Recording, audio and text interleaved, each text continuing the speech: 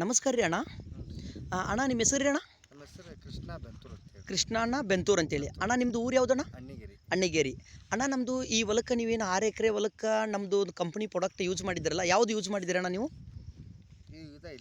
ಇವು ಅಗ್ರೋಮೋರು ಮತ್ತು ಎಮಿನೋ ಆ್ಯಸಿಡ್ ಇದನ್ನು ಯೂಸ್ ಮಾಡಿದ್ರಿ ಅಣ್ಣ. ಯೂಸ್ ಮಾಡಿ ಈಗ ಎಷ್ಟು ದಿನ ಆತಿನ ಈ ಕಡಲೆ ಬೆಳೆಗೆ ಇದನ್ನ? ಈಗ 16 ದಿನ ಆಯ್ತು.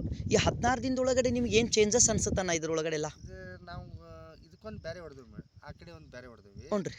ಇದ್ರ ಇಳುವರಿ ಬಂದಿಂದ ನಾವು ಅದ್ರ ಬಗ್ಗೆ ಓಕೆ. ಈಗ ನಿಮ್ಗೆ ಇದನ್ನ ನೋಡಿದ್ರೆ ಏನು ಅನ್ಸುತ್ತೆ? ಈಗೆಲ್ಲ ಹೂವು ಅದೆಲ್ಲ ಬೆಳವಣಿಗೆ ಅಥವಾ ಚಲೋ ಅನ್ಸುತ್ತಲ್ಲ. ಬಟ್ ನಿಮ್ಮ ಪ್ರಕಾರ ಈಗ ಬೇರೆ ಕಡ್ಲಿ ನೋಡೋದಕ್ಕೂ ಅಥವಾ ನಿಮ್ಮದು ಈ ಕಡ್ಲಿ ನೋಡೋದಕ್ಕೂ ಒಟ್ಟು ವ್ಯತ್ಯಾಸ ಐತಲ್ಲ. Okay, thank you. ಆ್ಯಕ್ಚುಲಿ ಅವರು ಕೃಷ್ಣಣ್ಣವರು ನಮ್ಮದೊಂದು ಸ್ಮಾರ್ಟ್ ಶಾಪ್ ಕಂಪ್ನಿದು ಅಗ್ರೋಮೋರು ಮತ್ತು ಎಮಿನೋ ಆ್ಯಸಿಡು ಮತ್ತು ಫಂಗಿಸೈಡ್ ಯೂಸ್ ಮಾಡಿದರು.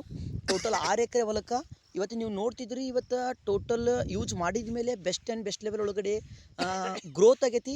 ಅದ್ರ ಜೊತೆ ನಾವು ಇದನ್ನು ನೋಡೋಣ, ಇಳುವರಿ ಯಾವ ಥರ ಗ್ರೋತ್ ಆಗುತ್ತೆ, ಯಾವ ಥರ ಇಂಪ್ರೂವ್ಮೆಂಟ್ ಆಗುತ್ತೆ ಅಂತೇಳಿ. ಇವತ್ತು ನೀವು ಇಲ್ಲಿ ಏನು ನೋಡ್ತಿದ್ರಿ, ಇದು ಆಲ್ರೆಡಿ ಹೂವು ಮತ್ತು ಚಟ್ಟಿ ಆಲ್ರೆಡಿ ಸ್ಟಾರ್ಟ್ ಆಗೈತಿ. ಇದೆಲ್ಲ ಹೂ ಭಾಳ ಐತಲ್ರಿ. ಹೂ ಜಾಸ್ತಿ ಐತಿ.